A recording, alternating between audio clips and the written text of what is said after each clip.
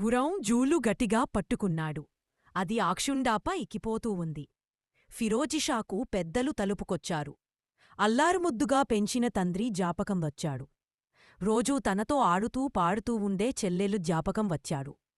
అతనికి భయం మరి ఎక్కువైంది. కళ్ళు మరీ గట్టిగా మూసుకొన్నాడు.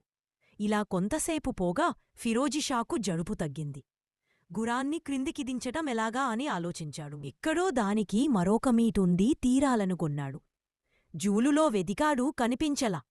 జీనప్రక్కన ఉన్న చీలలు తిప్పి చూచాడు, లాభం లేకపోయింది. గుర్రాం వేగం తగి మెల్లగా క్రిందికిది సాగింది. అప్పటికి అతని ప్రాణాలు కుదటపడ్డాయి. గురపు చెవులు రెండూ ఇంకా గట్టిగా వెనకకులాగాడు. చెరున అది కిందికి దిగసాగింది. అలా దిగే చివరికి ఒక 7 అంతస్తుల మేడమీద వాలింది. అప్పటికి బాగా ప్రొద్దుపోయింది. పట్టణమంతా మాటుమణిగి ఉంది. ఫిరోజిషా మెట్లు దిగి 7 అంతస్తు లోపలికి వెళ్లాడు. అతనికి సంగీతం వినిపించింది.